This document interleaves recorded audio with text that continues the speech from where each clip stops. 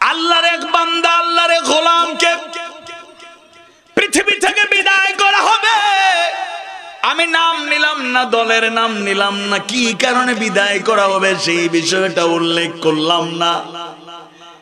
কারাগারের একজন দায়িত্বশীল, যিনি ওই মহান ব্যক্তির বিদায়ের পূর্ব মুহূর্তে তার কক্ষের দায়িত্ব পালন করেছেন, তাকে টেক কেয়ার করেছেন, দেখাশোনা করেছেন, দায়িত্ব পালন করেছেন, সেই দায়িত্বশীল স্মৃতিচারণ করতে গিয়ে আবেগাপ্লুত ফাঁসির মঞ্চে ঝোলানো হবে, পৃথিবী থেকে বিদায় করা হবে। সময় বাকি মাত্র 3 ঘন্টা। কয় ঘন্টা? কয় ঘন্টা? 3 ঘন্টা পরে ফাঁসি কার্যকর করা হবে। আল্লাহর বান্দাকে দুনিয়া থেকে বিদায় করা হবে।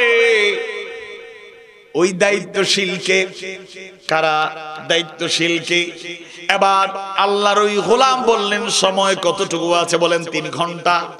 বললেন একটু ক্লান্ত মনে হচ্ছে, একটু বিশ্রাম নেওয়া দরকার, 2 ঘন্টা বিশ্রাম নেব। 2 ঘন্টা পরে আপনি আমাকে একটু ডেকে দেবেন, আমি প্রস্তুতি নেব। সুবহানাল্লাহ। 3 ঘন্টা পরে কি হবে? এটা আওয়াজ বাড়ি বন্ধ, ফাঁসি হবে না কি হবে? সামান্য মাথা ব্যথার কারণে রাতে কি ঘুমায়? কখনো কখনো প্রেসার যদি বেড়ে যায় কিংবা লো হয়ে যায় কিংবা মানসিক কোনো যন্ত্রণায় পড়ে গেলে সারা রাত কেটে যায়, ঘুম আসে না, ঘুমের ঔষধ খেয়েও আসে না। আর লোকটা 3 ঘন্টা পরে দুনিয়া থেকেই বিদায় হয়ে যাবে, নো টেনশন। সুবহানাল্লাহ।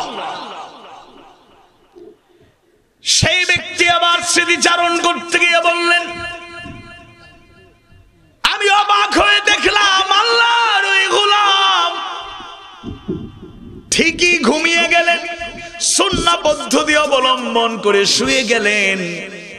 ঘুম লেগে গেল, 2 ঘন্টা ঘুম হলো।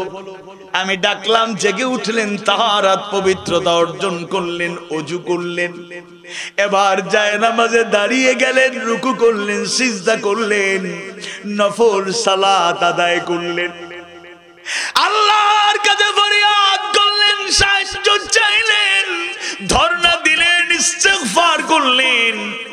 নির্ধারিত সময়ে তাকে টেনে হেঁচড়ে নিয়ে যেতে হয় নাই, স্বাভাবিকভাবে হেঁটে হেঁটে কারা কর্তৃপক্ষের সাথে তিনি ফাঁসির মঞ্চে গেলেন। ফাঁসির মঞ্চে তাকে ঝোলানো হলো, ফাঁসির মঞ্চে তাকে পৃথিবী থেকে বিদায় করা হলো। একেবারে স্বাভাবিক থেকে আল্লাহর গোলাম জীবন দিয়া শহীদ হয়ে গেলেন। আল্লাহু আকবার। এই সব ঘটনা শুনলে আল্লাহর ওই আয়াতে কারিমা বারবার মনে পড়ে যায়। সূরা হাবিবাস 30 নম্বর আয়াত কারিমায় আল্লাহ সুবহানাহু ওয়া তাআলা প্রকৃত মুমিনদের উদ্দেশ্যে নাজিলকৃত আয়াতটা বারবার হৃদয়ে নাড়া দেয়, আন্দোলিত করে, জাগরণ তৈরি করে, অনুপ্রাণিত করে। ইন্নাল্লাযীনা ক্বালু রাব্বুনাল্লাহু সুম্মা ইসতাকামু তাতানাজ্জালু আলাইহিমুল মালায়েকা আল্লা তাখাফু ওয়া লা তাহজানু ওয়া আবশিরু বিল জান্নাতি আল্লাতী কুনতুম তুআদুন।